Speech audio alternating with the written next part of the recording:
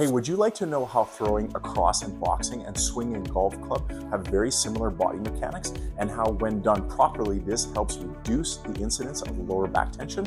So when I'm throwing across, boom, boom, hip extension. When I swing a golf swing, hip extension. So how to train this? What you're gonna do is you're gonna grab this band or a cable machine. You're gonna do the same motion doing a hip extension leading from the glute, not rotating from your lower back. As always, if you need more help with this, DM me for a free strategy session.